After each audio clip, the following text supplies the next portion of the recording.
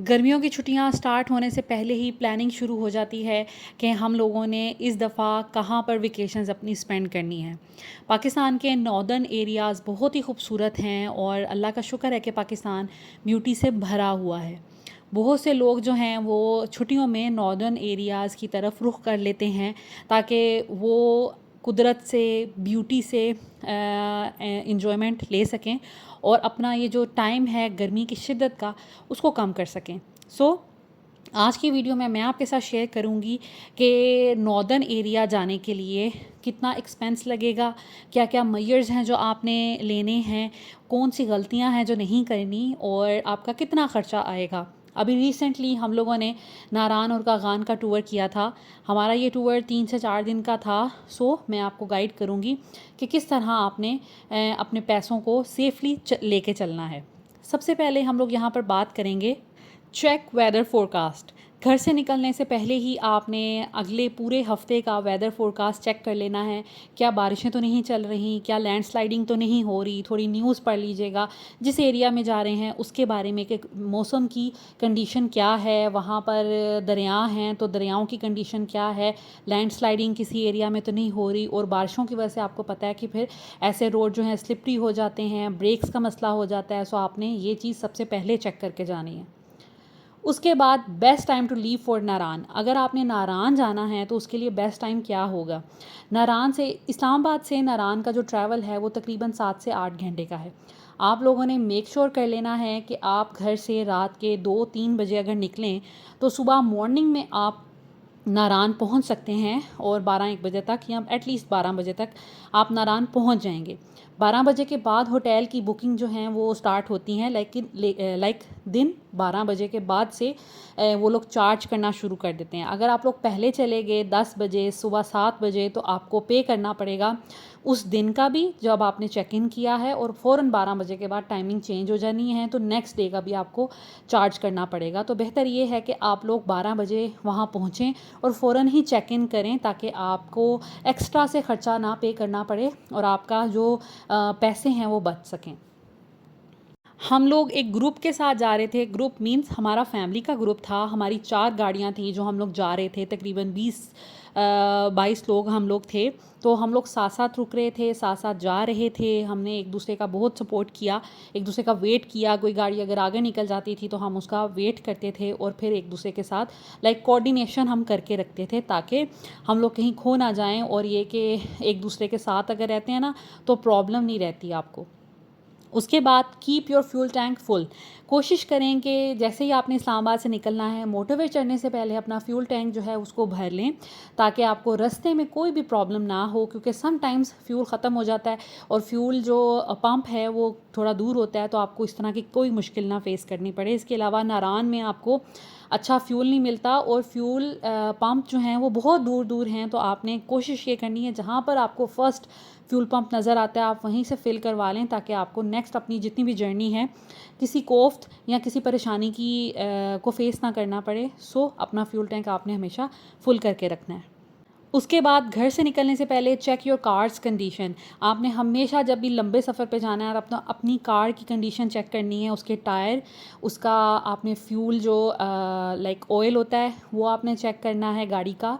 इसके अलावा breaks check करवानी हैं और कोई भी आपकी गाड़ी का इशू है, एसी का इशू है या आपकी गाड़ी की बेल्ट का इशू है, कोई भी इशू है आपने पहले से ही उसको मैकेनिक के पास लेके जाना है और मेक श्योर करना है कि आप क्या लंबे ट्रैवल के लिए ठीक भी है आपकी गाड़ी के नहीं।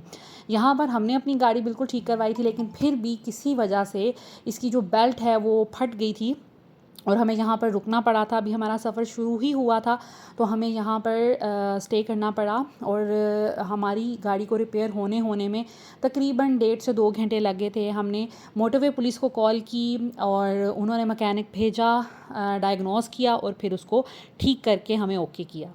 उसके बाद सेफ़ रूट। हमेशा जब भी ट्रैवल पे जाएं कोई एडवेंचर करने की ज़रूरत नहीं है, कोशिश करें कि सेफ़ रूट की तरफ ही आप जाएं। जो रूट आप सोचते हैं या लोग कहते हैं या मोटरवे टाइप उसको प्रेफरेंस दें। हमने इस्लामाबाद से पेशावर मोटरवे पे चढ़े थे। उसके बाद हम लोग चले गए एबटाबाद की तरफ, ठीक है। अहमदाबाद से होते हुए हम बालाकोट की तरफ गए और बालाकोट से डायरेक्ट हम लोग नारायण चले गए। पूरा रास्ता रास्ता जो था वो साफ़ सुथरा था। बालाकोट तक बहुत अच्छी रोड थी। नारायण जब हम चढ़ना शुरू करते हैं बालाकोट से तो नारायण का सफ़र भी अच्छा था। कहीं कहीं पैचेस आते हैं जो कि थोड़े जिनका बैलेंस ठीक नहीं है या रोड की कंडीशन ठीक नहीं है, लेकिन थ्रू आउट बहुत अच्छा सफ़र रहा। बालाकोट में आपको थोड़ी देर के लिए, जिसे कहते हैं कि एक ही रोड होता है जिसमें आने जाने वाली ट्रैफिक होती है, और उसके बाद नारायण में भी यही सिस्टम है। एबटाबाद तक आप बिल्कुल सही मोटरवे तक जाते हैं, उसके बाद आप जो है वो फिर आपको वन वे रोड जो है वो मिलती है। सो सफ़र थ्रू आउट ये अच्छा है, प्लेजेंट है, रोड की कंडीशन बिल्कुल ठीक है। सो जहाँ पे भी आपने जाना है कोशिश करें कि कोई ऐसा ही रूट लें जो सेफ़ हो और क्लीन हो। उसके बाद बात कर लेते हैं कि हमारा फ्यूल का एक्सपेंस कितना आया इस्लामाबाद टू नारायण। तो यहाँ पर हमें नारायण से वापसी तक का ये पूरा मैं आपको बताऊँगी। तो सबसे पहले हम लोग हाई एस पे गए थे। हमारे पास हाई एस थी जो कि 2700 सीसी होती है। ये बहुत बड़ी होती है। इसको हमने फुल लोड किया हुआ था। हमारे पास कुकिंग का सारा सामान था, हमारा अपना सामान था, और लोग भी हम 5-6 इसमें बैठे हुए थे। उसके बाद इसकी जो फ्यूल एवरेज थी वो 7 किलोमीटर पर लीटर थी, ठीक है, जो कि काफ़ी कम है क्योंकि ये ऑफ कोर्स इसका इंजन बहुत बड़ा था।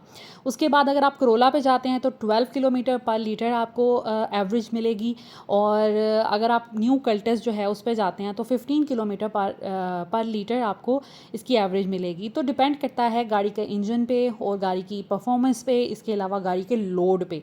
सो हमारा आने जाने का टोटल एक्सपेंस जो था वो 30,000 लगा था। इसमें हम चले भी गए, आगे भी नारायण में, कागान में, बाबूसर टॉप घूमते रहे, और फिर घर वापस आने तक हमारा 30,000 का फ्यूल लग चुका था। उसके बाद आपने हमेशा अवॉइड करना है पब्लिक हॉलीडेज़ एंड वीकेंड्स। अगर आप पब्लिक हॉलीडेज़ पे जाएंगे, जैसे 9-10 मुहर्रम बीच में आ गया था, या कोई भी इस तरह का हॉलीडे होता है, या फिर अगर आप वीकेंड्स पे जाएंगे तो ऑफ़ कोर्स आपको बहुत मुश्किल होगी। जैसे कि रोड पे आपको ट्रैफिक मिल सकती है, हो सकता है आपको होटल्स अच्छे ना मिलें, या फिर आपको बहुत एक्सपेंसिव होटल्स मिलें। तो इस तरह की कंडीशन आपको फ़ेस करना पड़ सकती है। सो इसलिए आपने कोशिश करनी है कि इन चीज़ों को इग्नोर किया जाए और उन डेज़ पे जाया जाए जहां आप एक्सपेक्ट करते हैं कि आजकल इतना रश नहीं होगा। हम चूँकि मुहर्रम शुरू होने से 1-2 दिन पहले गए थे, और 9-10 मुहर्रम पे ज़्यादातर छुट्टियाँ होती हैं लोगों को ऑफिसेज़ वगैरह से। सो हमें बिल्कुल भी ट्रैफिक फ़ेस नहीं करना पड़ी। हमें रूम्स जो हैं वो भी बड़े रीज़नेबल प्राइस पे मिल गए थे, और भी हमें कोई तंगी नहीं हुई। बस ये 5 मिनट का हमें यहाँ पे वेट करना पड़ा था। यहाँ पे रोड की कंस्ट्रक्शन हो रही थी, दैट्स वाई हमें इतना सा पैच जो है हार्डली 5 मिनट हमें यहाँ पे रुकना पड़ा था। उसके बाद थ्रू आउट पूरे सफ़र में आते हुए भी और जाते हुए भी कोई ट्रैफिक, कोई भी बदमज़गी या कोई भी इशू हमें नहीं फेस करना पड़ा। उसके बाद इकनॉमिकल फ़ूड का एक्सपेंस भी बहुत ज़्यादा ऐसे एरिया में आ जाता है क्योंकि आप 3 टाइम बाहर से खाना खा रहे होते हैं या 2 टाइम बाहर से खा रहे होते हैं। सो मैं अगर आपको अपना एक्सपीरियंस बताऊं, हम तीसरी दफ़ा नारायण गए थे। पहली और दूसरी दफ़ा हम लोगों ने अपना खाना नहीं बनाया था, हम रेस्टोरेंट से ही खा रहे थे, और उसमें ये होता था कि हम सीनरी भी इंजॉय करने यहाँ पे गए हुए थे और हम खाने को भी इंजॉय कर रहे थे। इंजॉयमेंट के चक्कर में हम कढ़ाइयाँ मंगवा रहे हैं, बारबेक्यू मंगवा रहे हैं, चपली कबाब्स मंगवा रहे हैं, उसमें हमारा बजट काफ़ी ज़्यादा बढ़ गया था। पिछली दफ़ा जो हम लोगों ने ट्रैवल किया उसकी निस्बत इस दफ़ा हम लोग बड़े बजट में रहे क्योंकि हमने खाना अपना बनाया। लेकिन खाना अपने बनाने में मुश्किल ये होती है कि यहाँ पर बड़ी ठंड होती है और यहाँ पर हवा बहुत चल रही होती है, जिसकी वजह से आग नहीं लगती थी। सो सिलेंडर जो है हम लोग सिलेंडर लेके गए हुए थे, लेकिन सिलेंडर पे भी बड़ी मुश्किल हो जाती थी खाने को पकने के लिए, क्योंकि हमें कोई ना कोई सपोर्ट चाहिए होती थी। उसका सॉल्यूशन ये है कि आप यहाँ पर बेशक 2 टाइम या 3 टाइम का खाना खाएं, लाजमी खाएं, लेकिन इकनॉमिकल फूड की तरफ जाएं। आप यहाँ पर रहकर यहाँ की सीनरी और ब्यूटी इंजॉय कर लें। खाना आप इकनॉमिकल अगर खाएंगे तो आप बहुत बजट में रहेंगे और आपका ये सफ़र बड़ा खुशगवार होगा। पॉकेट पे भी कोई वज़न नहीं पड़ेगा और आप इंजॉय भी बहुत ज़्यादा कर लेंगे। सो उसके लिए मैं रिकमेंड करती हूँ कुछ ऑप्शंस जो कि हमने यहाँ पर देखे, और इस दफ़ा हमने उसको बड़ा ही सीरियसली ऑब्ज़र्व किया कि हमें किस किस तरह का खाना खाना चाहिए और किस तरह यहाँ पर रह के पैसे बचाए जा सकते हैं। तो यहाँ पर सबसे पहले हम लोग रुके थे नारायण ट्राउट फ़िश रेस्टोरेंट एक था, यहाँ पर हम लोगों ने चिकन कढ़ाई ऑर्डर की थी और साथ में हमने दाल माश ऑर्डर की थी, जो कि अच्छी थी। दाल माश अच्छी थी, चिकन कढ़ाई जो थी वो सो थी, लेकिन टोटल हमने साथ में रोटियां मंगवाई थी और कोल्ड ड्रिंक्स हम लोगों ने नहीं मंगवाई थी क्योंकि वो हमारे पास ऑलरेडी थी। हम इस्लामाबाद से कोल्ड ड्रिंक का पैट लेके गए हुए थे, पानी की बोतलें लेके गए हुए थे, दैट्स वाई हमने थ्रू आउट पानी, कोल्ड ड्रिंक एंड दूध अपना यूज़ किया है। सो यहाँ पर हम आप खाना देख सकते हैं, चिकन कढ़ाई, दाल माश और रोटियाँ, जिसका टोटल बिल बना था। हम 2 फैमिलीज़ थी, हम लोगों ने 2 चिकन कढ़ाई ऑर्डर की थी और 2 दाल माश, और रोटियाँ होंगी कोई 10-12 रोटियाँ। सो टोटल बिल जो था हमारा बना था 6000 के करीब, जो कि मुझे थोड़ा ज़्यादा लगा क्योंकि इन्होंने सर्विस चार्जेस भी काफ़ी ज़्यादा चार्ज किए थे। 540 तो इन्होंने सर्विस चार्जेस हमसे चार्ज कर लिए थे। सो जो भी था हम लोगों ने उनको पे किया, और बाकी इस दफ़ा हम अपना खाने पीने का सामान लेके गए थे और हम लोग खुद ही कुकिंग जो है वो करते रहे थे, लेकिन फिर भी हमने कहीं ना कहीं कुछ ना कुछ हम खाते पीते रहे थे। उसके बाद ये कागान में एक रेस्टोरेंट है, mountain in hotel and resort, तो इनके पास रूम्स भी थे जो कि 5-6 हज़ार रुपये से शुरू हो जाते थे। इसके अलावा इनका खाना बहुत अच्छा था। हमने यहाँ पर चरगा टाइप कुछ ऑर्डर किया था, दाल माश ऑर्डर की थी, बर्गर भी मंगवाए थे। इसके अलावा हमने यहाँ पर जलफ्रेज़ी भी मंगवाई थी। सो इनका ओवरऑल सब चीज़ों का टेस्ट अच्छा था, सर्विस भी अच्छी थी, एम्बियंस बहुत ज़्यादा अच्छा था इस होटल का, और हमें ओवरऑल इस जगह पर मज़ा आया था। आप इनका मेन्यू भी देख सकते हैं, उस पर प्राइसेस भी देख सकते हैं और इस होटल का नाम भी देख सकते हैं। सो मैं इसको हाईली रिकमेंड करूँगी। इसका आगे पीछे सीनरी बहुत प्यारी थी। अगर आप चाहते हैं तो यहाँ पर डेफिनेटली स्टे कीजिएगा। हम जब वापस आ रहे थे तो इस पे हमारी नज़र पड़ी थी। इसके अलावा नारायण में मून रेस्टोरेंट और पंजाब जो टिक्का रेस्टोरेंट है, बहुत फेमस है। इनके ओवरऑल खाने अच्छे हैं, नाश्ता इनका बहुत अच्छा है और रीज़नेबल प्राइस है। हलवा पूरी, चने, पराठे, ऑमलेट, इस तरह की चीज़ें ये नाश्ते में ऑफ़र करते हैं, और खाने में आप इनसे बहुत कुछ लाइक बनवा सकते हैं। बारबेक्यू भी है, कढ़ाइयाँ भी हैं और इसके अलावा बाकी चीज़ें भी हैं। सो यहाँ पर हमने एक दफ़ा नाश्ता किया था आते हुए, क्योंकि हम लोग फिर कुकिंग नहीं करना चाह रहे थे, उसमें बहुत देर लग जानी थी। तो ओवरऑल इनका टेस्ट नाश्ते का बहुत अच्छा था। इनकी चाय, पराठा, इनके ऑमलेट्स सब अच्छे थे, और मैं इस रेस्टोरेंट को 100% रिकमेंड करूँगी। अच्छा था। हमने 4-5 पराठे मंगवाए थे, 3 ऑमलेट्स मंगवाए थे, ऑमलेट्स की क्वांटिटी भी ज़्यादा थी। इसके अलावा 4-5 चाय हमने मंगवाई थी, और हमारा total bill I guess 1200 to 1500 बना था, जो कि मतलब फिर भी रीज़नेबल है। इससे पहले यहाँ पे शायद बहुत महंगाई थी। हम पिछली 2 दफ़ा जब आए थे तो हमें हर चीज़ बहुत महंगी लगती थी। इस दफ़ा कंपैरेटिवली शायद इन्होंने अपने रेट्स कुछ कम किए हैं, नॉर्मल किए हैं, लेकिन ये कि ओवरऑल अच्छा एक्सपीरियंस रहा था। उसके अलावा ये बाटाकुंडी में एक रेस्टोरेंट था, कायनात रेस्टोरेंट के नाम से। ये इसकी लोकेशन पहले आप चेक करें, बहुत ही ज़बरदस्त लोकेशन थी इसकी, और इनका खाना बहुत अच्छा था। इंडोर, आउटडोर इनके पास सिटिंग एरिया था। इसके अलावा झील नीचे थी, और उस झील नहीं, दरिया था बहता हुआ, और उसके करीब भी इनका सिटिंग अरेंजमेंट्स थे। सो यहाँ पर हम लोगों ने भी खाना खाया, ये भी मैं 100% रिकमेंड करूँगी। और इसके अलावा हम लोगों ने अपना खाना भी बनाया। जैसे मैंने बताया, पानी की बोतल्स और कोल्ड ड्रिंक्स हम लेके गए थे, तो हम पानी में रख के उसको ठंडा कर लेते थे, और साथ में फिर हम लोगों ने सिलेंडर और बर्तन और चीज़ें अपनी गाड़ी में रखी होती थी, तो हम वहाँ पर कुक कर लेते थे। सो ये था जी फूड के बारे में सारी इन्फॉर्मेशन। उसके बाद मैं आपको होटल्स के रेंट का आइडिया दे दूं, तो यहाँ पर होटल्स जो हैं वो रूम, अगर आप बैचलर्स हैं, आप लड़के लड़के सब जा रहे हैं, तो आपको 2000 में भी मिल जाएगा रूम। और हाँ, पीक आवर्स ना हो, ऐसे डेज़ ना हो जहाँ पर क्राउड बहुत ज़्यादा है, रश बहुत हुआ है, फिर आपको ऑफ कोर्स थोड़ा महंगा रूम मिलेगा। उसके अलावा यहाँ पर कंटेनर्स के भी कुछ रूम्स बने होते हैं। इसके अलावा कुछ टेंट्स भी बने होते हैं, मल्टीपल आपको वैरायटी मिल जाती है। कैंपिंग वाली साइड भी आपको मिल जाती है, तो वो डिपेंड करता है आपका रेट। तो 2000 से स्टार्ट हो जाता है, और ज़्यादातर अच्छे रूम्स जो हैं वो आपको 5000 6000 की रेंज में मिलते हैं। ये रूम बहुत अच्छे थे, बड़े ही ज़्यादा एग्जैक्टिव टाइप थे, वॉशरूम साफ़ था, गर्म पानी अवेलेबल था। तो ये वाले रूम हम लोगों ने 9000 में चार्ज लिए थे। 9000 पर नाइट इनका रेंट था, लेकिन बहुत नीट एंड क्लीन थे, फैमिली के लिए बहुत सूटेबल थे। हर रूम में एक बिग साइज़ बेड था और एक स्मॉल बेड था। इसके अलावा सोफ़ाज़ थे, 2-2 मैट्रेस इन्होंने हमें सिंगल जो हैं वो कम्प्लीमेंट्री दिए थे, जो कि बहुत अच्छे थे। वार्डरोब बहुत अच्छी बनी हुई थी, लाइक आपका जितना भी सामान है यहाँ पे आ जाता है। तीनों रूम्स में हमें जो मिला था उसके साथ में बैल्कनी भी थी, या टेरेस आप कह लें, और वॉशरूम्स नीट एंड क्लीन थे और गर्म पानी यहाँ पे अवेलेबल था।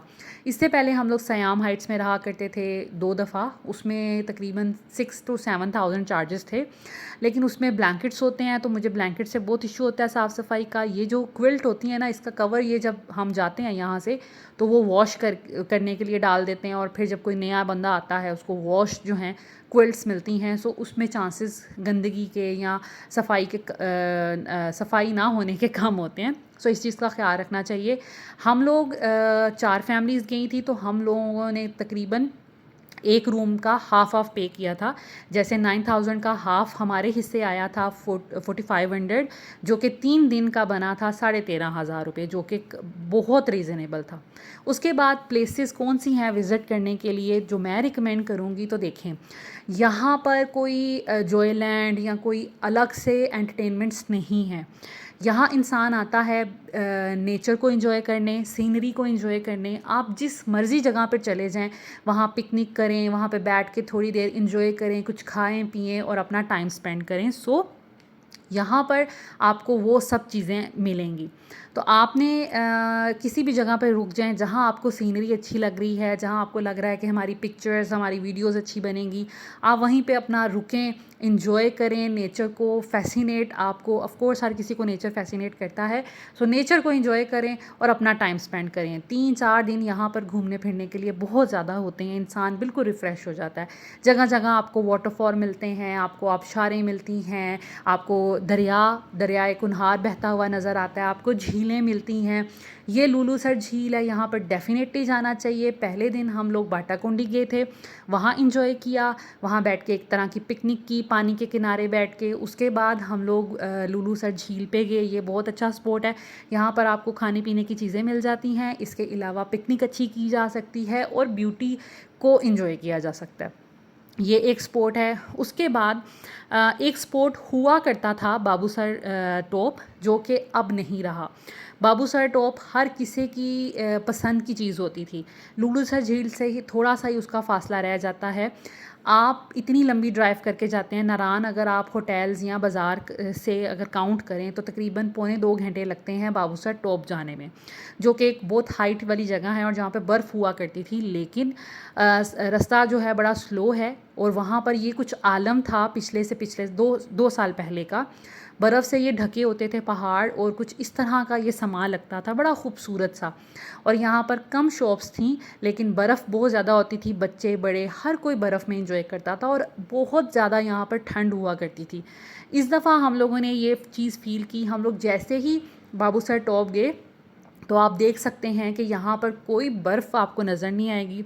यहाँ पर एक मेला सा लग गया है, झूले यहाँ पर लगा दिए गए हैं, और हर तरह के हॉकर्स और जगह जगह होटल्स और पकोड़े और समोसे वाले ढाबे टाइप खुल गए हैं। और आप देख सकते हैं कि यहाँ पर तरह तरह के झूले आपको नज़र आएंगे, ज़िप लाइन आपको नज़र आएगी। तो इस तरह की चीज़ें लग गई हैं। ठंड जो है कंपैरेटिवली ख़त्म होती जा रही है, क्योंकि यहाँ पर ढाबे और होटल्स बन चुके हुए हैं, दैट्स वाई। उसके अलावा बर्फ़, आपको ये ऊपर का व्यू है, थोड़ा हम ऊपर जाके ये क्लिप बनाया था, ऊपर आपको नज़र आ रही होगी, कहीं पे भी बर्फ़ नहीं है। सो अब यहाँ पर जाना वेस्ट ऑफ टाइम है। आप बाकी नीचे नीचे रहकर ब्यूटी को एंजॉय करें, पिकनिक करें, एक्टिविटीज़ करें। उसमें आप खेल सकते हैं बैट बॉल, बैडमिंटन, रस्साकशी, फैमिली के साथ बोन फायर कर सकते हैं, आप होटलिंग कर सकते हैं, बाज़ार में फिर सकते हैं, थोड़ी बहुत शॉपिंग कर सकते हैं, पानी में आप बोटिंग कर सकते हैं, ड्राफ्टिंग कर सकते हैं, इस तरह की चीज़ें कर सकते हैं। लेकिन बाबूसर टॉप अब कुछ नहीं रह गया। यहाँ पर हम थोड़ी देर के लिए रुके थे, थोड़ा-सा हमने एंजॉय किया। कब सर्दी नो डाउट यहाँ पे थी, लेकिन उतनी सर्दी नहीं थी जितनी पिछले सालों में हुआ करती थी। सो यहाँ पर हम आए हैं और यहाँ पर एक इशू रहता है, आपको ब्रीदिंग का इशू रहता है यहाँ पर आके, ऑक्सीजन लेवल क्योंकि कम हो जाता है तो फिर थोड़ा इशू रह जाता है। सो यहाँ पर पता चलता है कि हमारी हेल्थ कंडीशन क्या हुई हुई है। खैर हम लोग यहाँ पर आए, थोड़ी देर के लिए बैठे, फिर हमने सोचा इतनी दूर आए हैं, भूख भी लगी हुई थी, तो हम लोगों ने ऑर्डर कर ली थी कुछ चीज़ें। इस पॉइंट पर हम लोग रुके थे और हमने यहाँ पर समोसे, पकोड़े और ये फ्राइज़ और गोलगप्पे, इस तरह की कुछ चीज़ें हमने ऑर्डर कर ली थी। नो डाउट यहाँ का फ़ूड बहुत मज़े का था। फूड फैक्ट्री के नाम से था ये ढाबा, और इनकी सब चीज़ें रिकमेंडेड हैं, बहुत मज़े की थी। साथ में हम अपने मैंगोज़ भी ले आए थे कि वहाँ बैठ के खाएंगे, इंजॉय करेंगे। लेकिन यहाँ पर आके वो जो एक्साइटमेंट थी बर्फ़ वाली, वो ख़त्म हो गई थी। खैर हमने अपना फूड इंजॉय किया, थोड़ी देर रुके, 1 डेढ़ घंटा, और फिर हम लोग वापसी के लिए निकल गए थे। उसके बाद बात करते हैं माय सजेशंस कि मेरी सजेशंस क्या हैं ऐसे एरिया में जाने के लिए। तो सबसे पहले मैं यहाँ पर आपसे बात करूँगी कि try to carry limited stuff, ठीक है। चाहे आपका सामान हो, अगर आपने 2-3 दिन के लिए जाना है तो कोशिश करें 2-3 जोड़े ही रखें, बहुत ज़्यादा सामान नहीं रखें।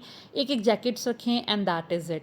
पहले बर्फ़ हुआ करती थी बाबूसर टॉप पे, अब नहीं है, तो अब कोई फ़ायदा नहीं है इतने गर्म कपड़े उठाने का।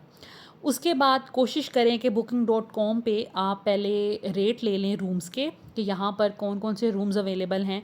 उनकी रियल पिक्चर आपको नज़र आ जाती हैं, उनकी रेटिंग आपको नज़र आ जाती है, और उनकी प्राइजेज़ आपको पता चल जाती हैं। उसके बाद होटल, उसी होटल का नंबर लेके जो आपको अच्छा लग रहा है, डायरेक्ट उनको कॉल करें और उनके साथ नेगोशिएट करें, ठीक है। तो वो आपको कम पैसों में जो है वो रूम दे देंगे, क्योंकि booking.com पे जो पैसे लगे होते हैं उनको वो कमीशन कट के फिर मिलते हैं, तो वो आपको कम पैसों में रूम जो है प्रोवाइड कर देंगे।